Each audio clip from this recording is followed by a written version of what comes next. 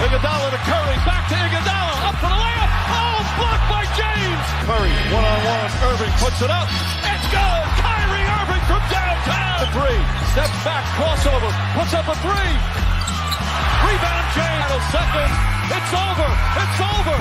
Cleveland is a city of champions once again. The Cavaliers are NBA champions. Cleveland! This is for you! What's up, Cavs fans? Welcome into another edition of the Block the Shot to Stop. Here, as always, Skylar Webker. I am Kevin Lynch, and we are here to talk about a couple of Cavs games that were both, unfortunately, defeats, one more encouraging than the other. On this weird Sunday night between Christmas and New Year's where no one really knows what's going on. Skylar, how are we feeling tonight? Feeling good. We got the last of our Christmas celebrations done this weekend. And we're in that weird time of the year where like time isn't a real thing. Nobody knows what day of the week it is, but we've made it through. There we go. That's all we can do, especially as Cavs fans these days. So we're going to jump right in. We've had two games since our last broadcast. The Christmas Day game against the Knicks, which was a 126-124 defeat to the Knicks, a game that had a lot of stuff going on and a lot of opinions coming out of it.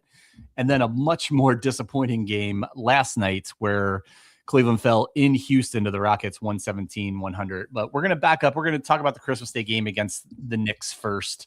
As I said, Skylar, this was a roller coaster of emotions kind of game where there were times in it you felt as good about the Cavs as you did all season. There were other times where you were probably as frustrated as you were, in some of the most difficult defeats dating back to last year. What were, I guess, some of you, and you're a naturally positive guy, so let's start out with a positive. What was your initial positive impressions from this game? This felt like the Cavs team that we kind of expected all year.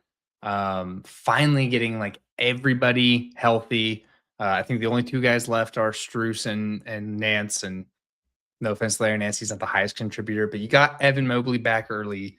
So you kind of felt this being the real Cavs. The offensive rhythm was good comparatively to the rest of the year.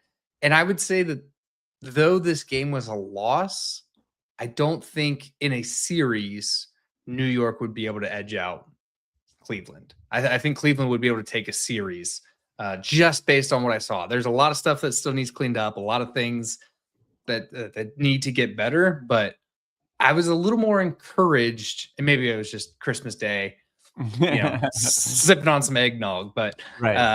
I was a little more encouraged from this Knicks game than I think any other loss in the entire year. Well, that's a big statement. I don't feel the same way, but I am going to start out with a positive. So some positives. I agree with you. The offense, in particularly in the first quarter and third quarter, was phenomenal. Is as good as it looked all year. Darius was looking as healthy and as dangerous with the ball in his hand as he has all year. The biggest thing probably is that Evan Mobley came back and looked like he had no rust on him. 14 points, 9 rebounds, 3 assists in 25 minutes played is really solid for your first game back after missing, I think, 5-6 games. And a lot of other positives. You got some solid contributions from the bench, from Jaylon Tyson, DeAndre Hunter, Sam Merrill. But, and kind of sliding us into the negatives here, I think the thing that was talked about online is like, it depends on how you want to look at it, because you can be encouraged from this game for some of the reasons we said. The Cavs kind of look like the old Cavs, but then they lost the way the Cavs have consistently lost the last few years. Defensive breakdowns, getting out physicaled in the fourth quarter. So kind of using that as a transition, as encouraged as you were, what were the discouraging things for you other than the fact that they just lost the game? The discouraging pieces were definitely the lack of the ability to close the game. That's something that's been hurting this team all year long. And the getting out physical, out manhandled, just especially there in the fourth quarter when the game is getting closer and they just let up so many offensive rebounds to Robinson that I was just like, oh, come on, guys. Like those should be easy for Evan Mobley or Jarrett Allen to get. And they weren't. And so just I think a lot goes on to Kenny Atkinson as well as his kind of scheming and game planning point of this. And honestly, kind of a game that you could have used Naquan Tomlin. Yeah, it's interesting call. I can't remember if it was for the Knicks game. He might have been dressed for the Knicks game, but they actually did send him back to the charge. Nothing that Naquan did. It's more of a procedural contract thing because he's closing in on the amount of games where they would have to convert him to an NBA contract, and so they're just kind of playing the game that while they're close to fully healthy, they're taking him off the roster for a short time would be my guess. But kind of back to your thing, you touched on one big thing. A lot of people talked about the rebound, and in particularly like Jarrett Allen was a lightning rod in this game because, he's matched up against Mitchell Robinson when he gets 4 rebounds in the fourth quarter. People were all over Lonzo's contribution because frankly, they always are, and it's deserved. Believe me, I'm not here in defense of it. There's a few things that I noticed, and one thing that I put out on our social medias that other people did as well, is how little Jaylon Tyson played in the fourth quarter because I thought he was having an incredible game, 16 points, 6 rebounds, but was just making so many hustle plays, and I thought him and Dean Wade were the best 2 defenders on Jalen Brunson. Jalen Brunson, as small as he is, kind of bullies people, smaller guards close to his size that aren't as thick as him. Does a good job of drawing fouls. Like, you're most effective putting size on Brunson. And I thought Wade had him in a blender for a lot of the game. And then Tyson was doing a really good job on him too. Brunson wasn't having that good a game until the fourth quarter. And then in the fourth quarter, Tyson all of a sudden only plays 4 minutes. And while Dean Wade played 8 minutes, he was playing power forward almost all 8 of those minutes, I believe. And if you take your power forward to guard Brunson, then you're creating mismatches all up and down the defensive scheme, right? And so, if you're going to have Wade guard Brunson, you need to do it with, frankly, a little bit bigger lineup. And Kenny stuck for the majority of the fourth quarter with Darius, Donovan, and Sam all in the game at the same time. So, not that we're pointing fingers, but my, biggest disappointment in the loss was frankly the coaching staff. I think they got out schemed in the fourth quarter. I thought the defense was really bad, and you can either blame every single guy on the team or you can blame the defensive strategy. I think they went to the zone at the wrong times.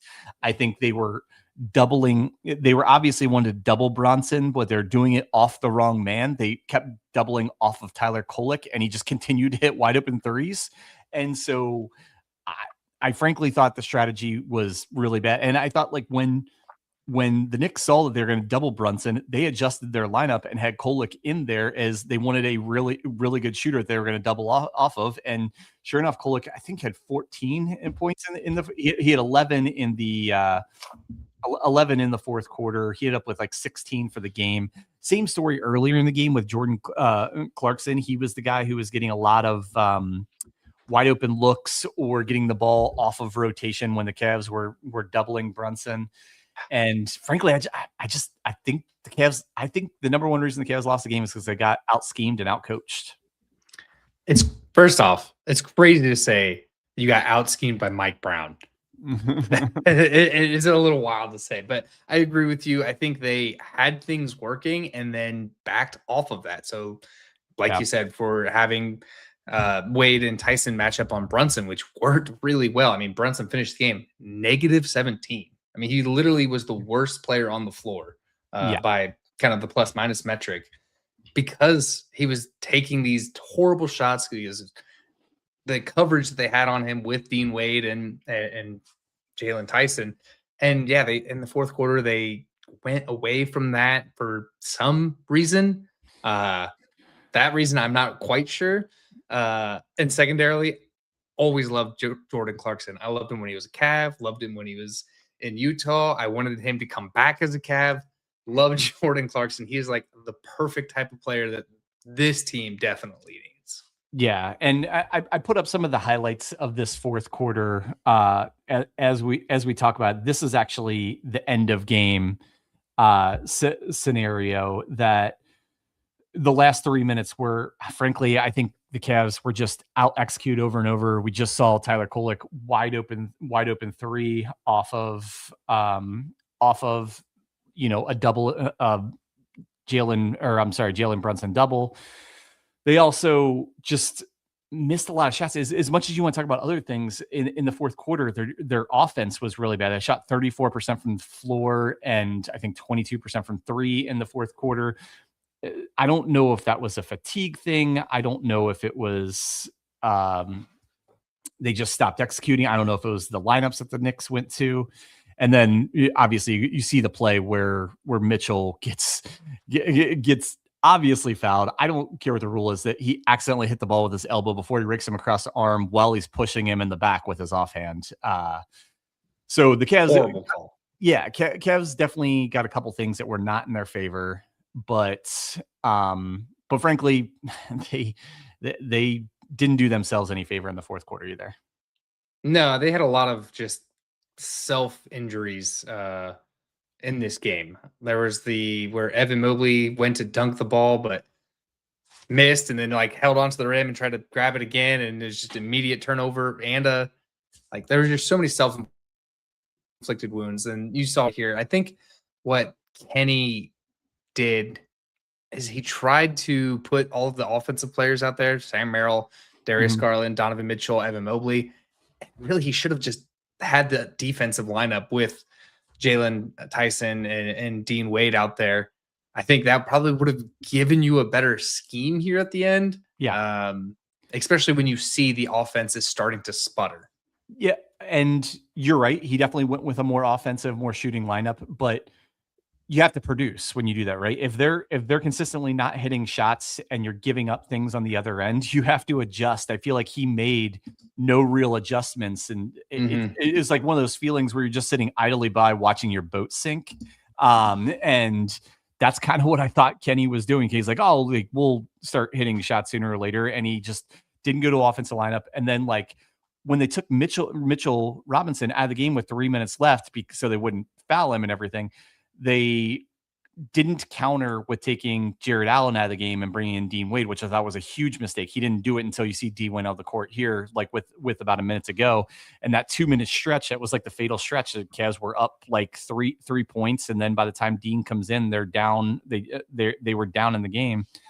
So yeah, I thought Kenny failed to adjust. And I thought they went with an offensive lineup, as you said, in the fourth quarter, and produced a really bad offensive quarter, unfortunately, while giving up 42 points, which you're not going to win a lot of games. Yeah, you're not going to win a lot of games when you give up 42 points in the fourth quarter. No, but like I said, there were positives in this. I mean, do I think New York could take a 7-game series? I don't know if I don't think so if they play like this. Right. If the Cavs are able to play like this, because obviously the shooting will eventually, you'd hope this shooting would eventually come back around. But there's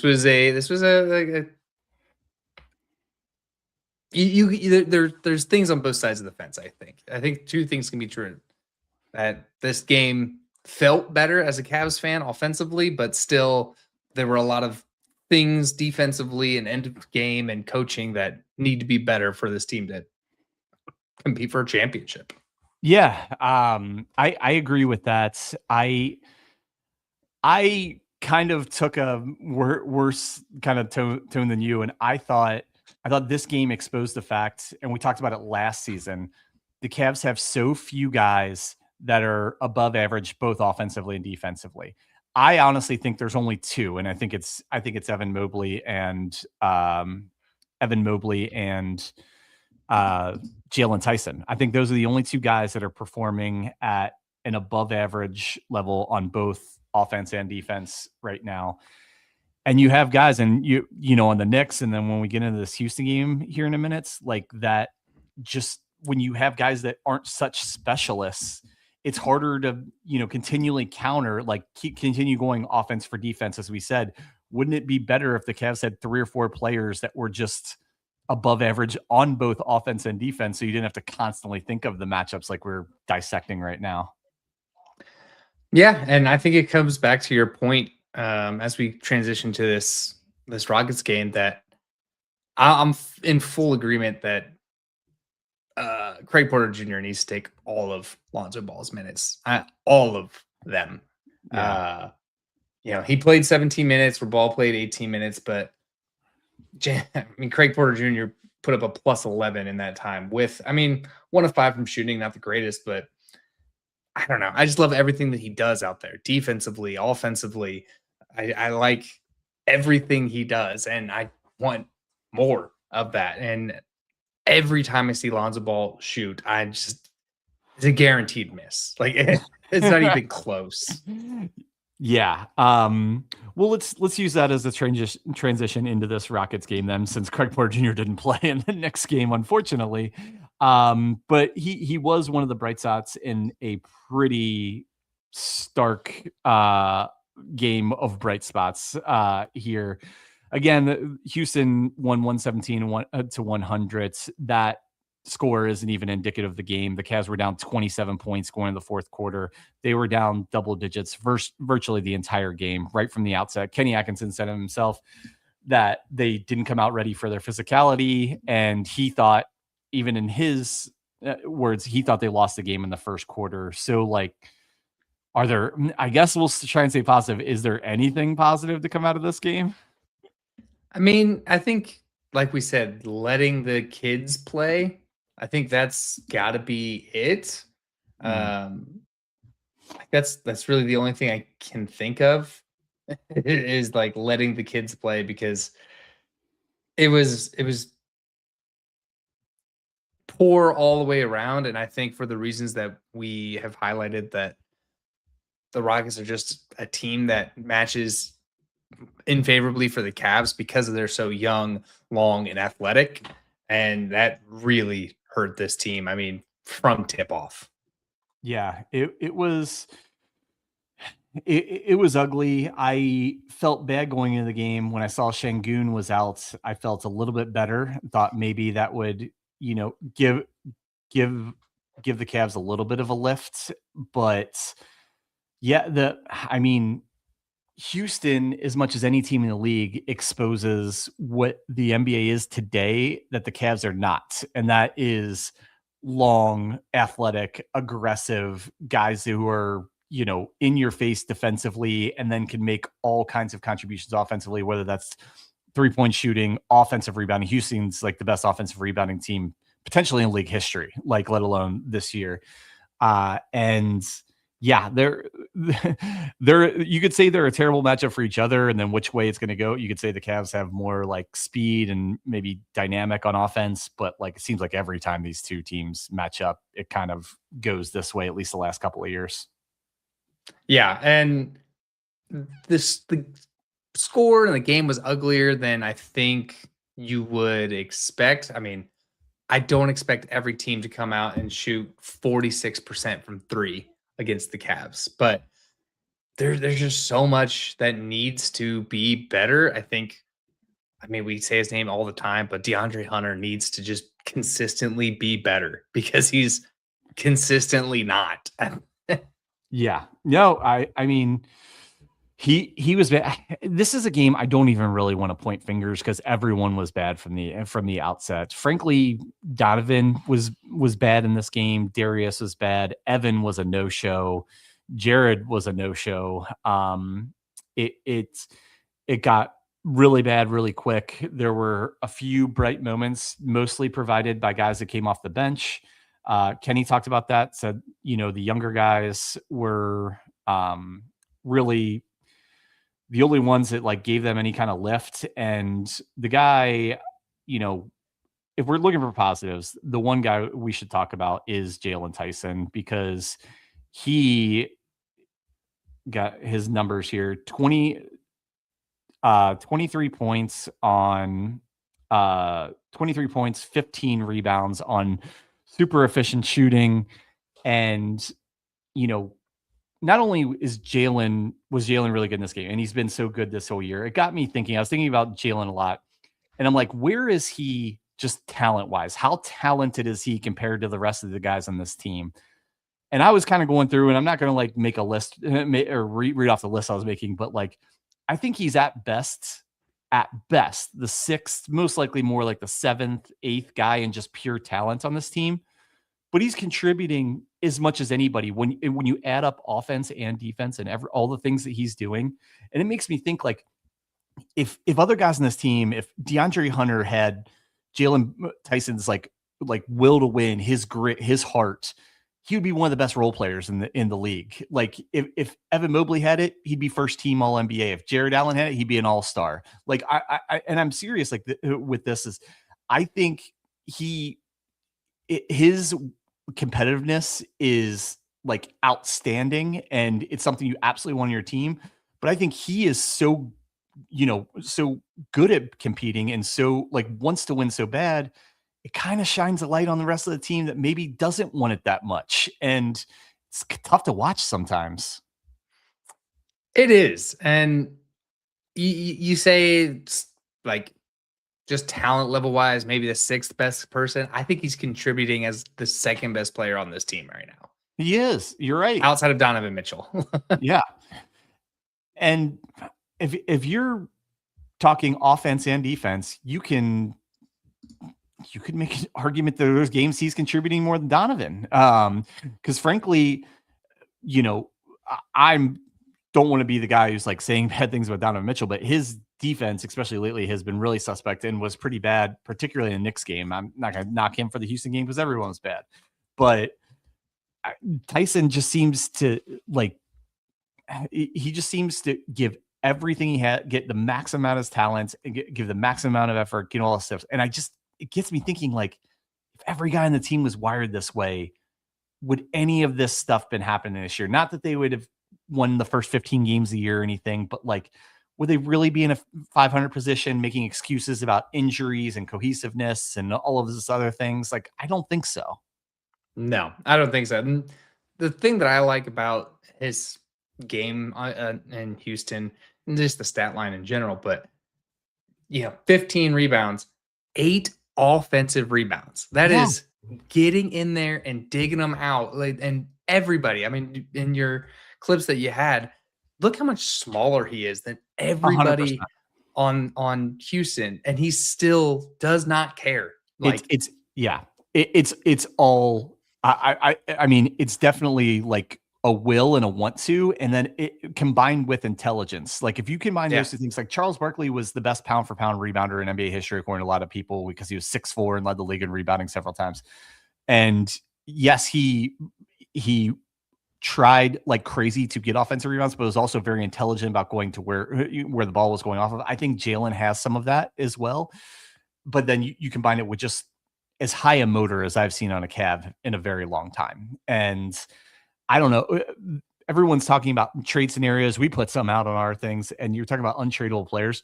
Jaylon Tyson might be my number one untradeable player on this team. That is a wild statement to say, but when you combine the contribution with the contracts, I don't know why you wouldn't say he is the most untradeable player on the team. I agree. I think he is absolutely untouchable, or should be untouchable. And I just like, I love his mindset, his mentality around how he plays. Like when he's diving in, it's my safety be damned.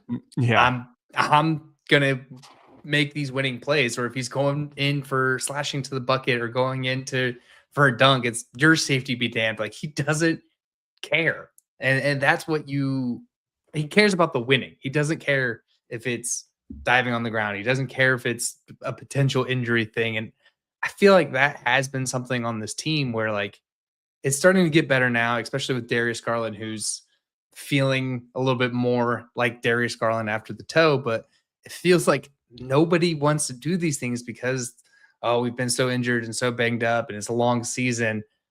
Jaylon Tyson's the only guy that does not care if it's going to be an injury or whatever. And maybe that's just being a 20-year-old kid, but maybe it's just wanting to win basketball games.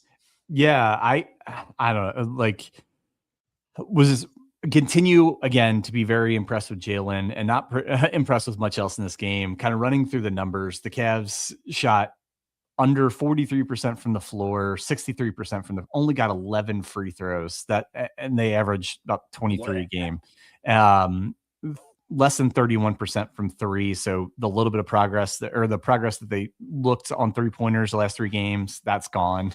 They shot under 50% at shots at the rim.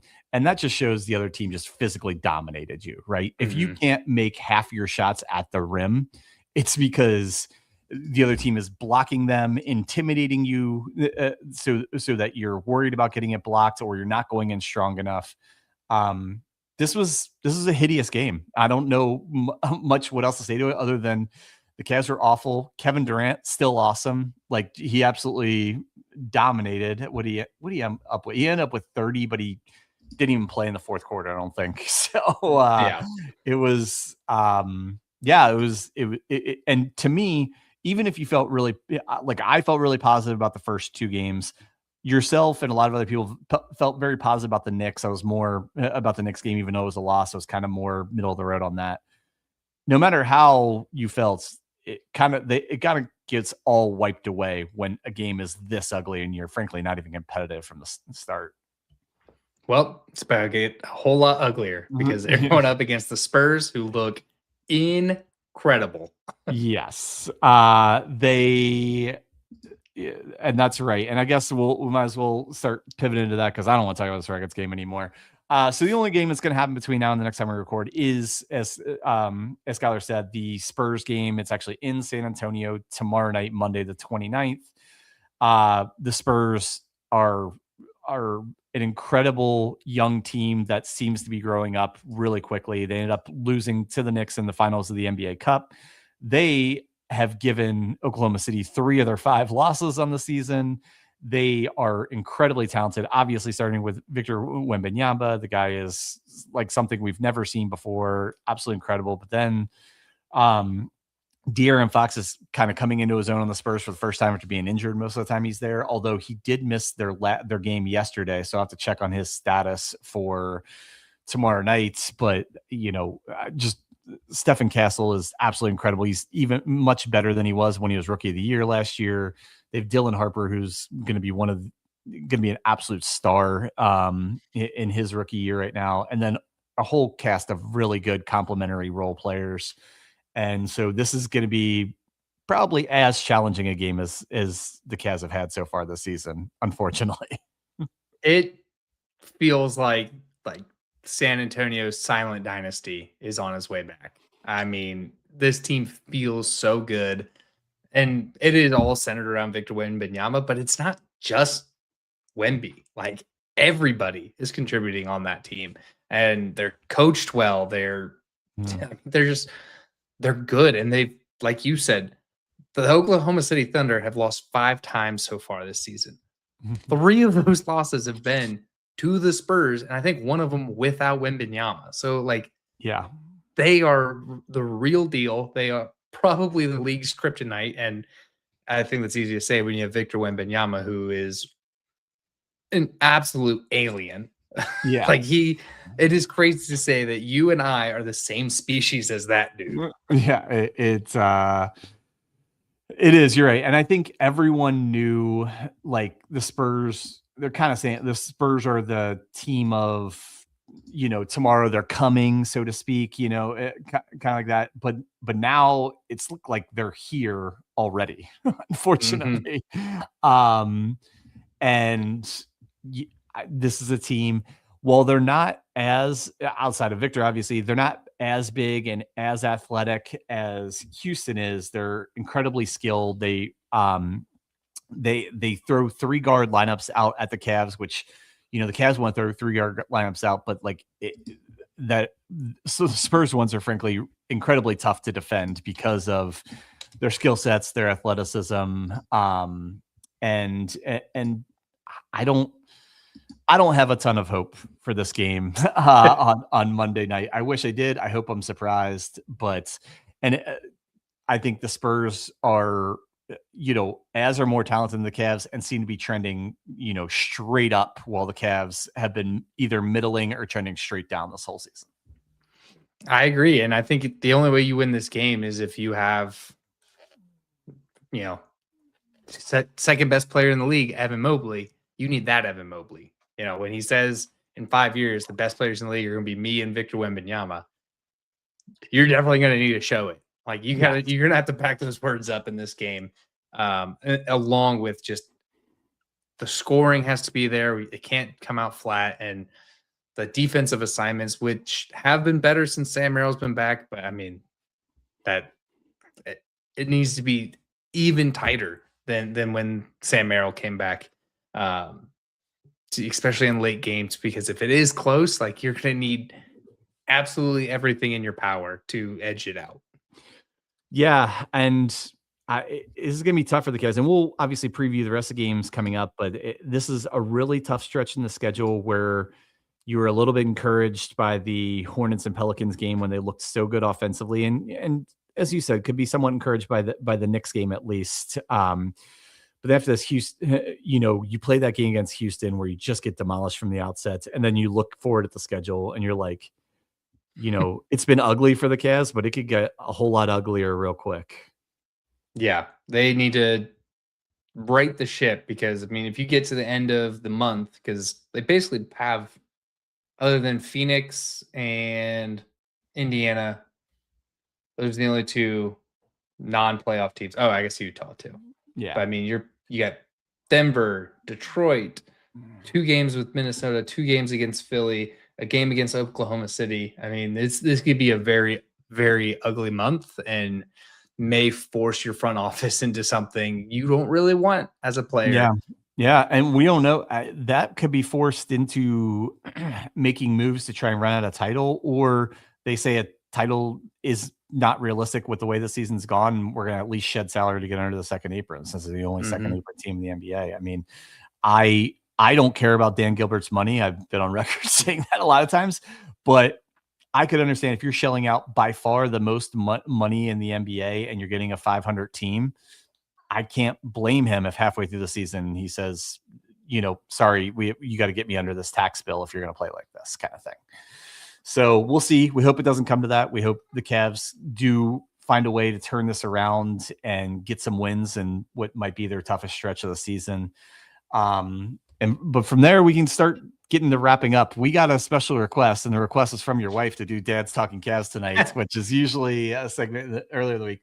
I don't know if that means you have something locked and loaded, but I'm going to go with it. I was thinking of one already, so I can go first. I had Christmas time is always a good time for kids' stories and everything. So, but this one does not have to do with Christmas. This has to do with, we were out in public yesterday. I won't get too much into the specifics, but my daughter just started having the worst gas I've ever smelled in my life. Oh, we're out shopping and everything. And then we weren't sure if the people next to us knew what was going on, if they kind of smelled what she was dealing or something. But she just turns around to them and says, like, cheese makes me fart, and we had pizza tonight. and we started to we felt embarrassed and everything. But first of all, don't feel embarrassed for your kids. Kids are kids, and they just speak from the hip and they speak honestly. So let that be that. And then we came home and talked to her about, hey, we're not going to celebrate farts in public, and maybe we shouldn't at home either. If you do it, it happens, no shame in it, but maybe not celebrate it and randomly talk to strangers about it. So I don't know if I have a tip from that, it would be, try not to correct behavior in public. And it's much more effective to do it at home, even if you have to kind of recreate the moment to do it. I bet those people were thinking about that the rest of the night. Oh, 100%. 100%. You got any dad's wins or losses to share? Yeah, I think we're going to start a tradition in our household where the Monday after Christmas holidays, as we're going to call it, the Goodwill Monday in our house, where we go through all of our clothes. We put all the stuff into bags or whatever. And because you just get the new clothes, you get the new shirts, you get the new toys or whatever, toys especially. And so like that's the time to just take all the stuff, donate it to Goodwill, Salvation Army, whatever it is. Just go out there and donate that stuff. And I think we got probably 3 or 4 big old bags and a lot of kids like younger bikes and stuff like that are about to go to Goodwill. But yeah, instead of just hoarding all that stuff or hucking it and whatnot, just making that as part of the Christmas tradition is we're going to go through all the stuff and we're going to donate all of the stuff to Goodwill. And like my wife said, we have so many bags about to go to Goodwill between her clothes, my clothes, our son's clothes, and all the toys. So many toys. Yeah, it's such a good point to bring up. I was actually talking to a friend, was asking me about that today because there's a 5-year gap between almost a 5-year gap between my 2 daughters. So he's like, "What do you save? What do you go?" I'm like, kind of case by case basis. But I am very big on if there's something that is usable but you're not using it, pass it on to somebody who needs it. Especially nowadays when like everything is insanely expensive and people are struggling to provide and give and have things to, whether it's things for your kids to play with, things for them to wear, things, whatever. If there's food in the back of your pantry that you're truly not going to eat and it's still good, pass that on.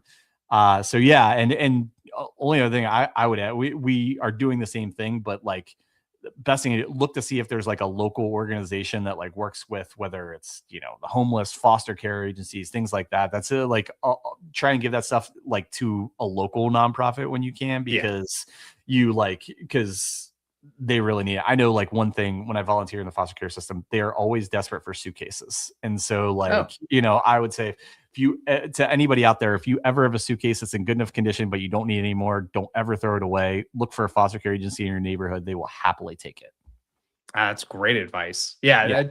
Goodwill is just the name brand, but definitely not trying to line their pockets. I'm trying to do some good in my community. Yeah, no, for sure. Well, with that, we will get out of here. We will be back actually Tuesday nights this week, since Wednesday's New Year's Eve and other things to celebrate than doing a podcast. So we're going to come back Tuesday night, talk about that Spurs game, and then look at some of this gauntlet of a schedule that the Cavs have coming up. As always, thank you so much for listening. Please subscribe everywhere that you get your podcast, on YouTube, all that stuff that we love. And we'll be putting out some more stuff we're putting out some more stuff and clips on social media. So please do follow us there. For that, we will get out of here. Thanks again for listening. And as always, go Cavs.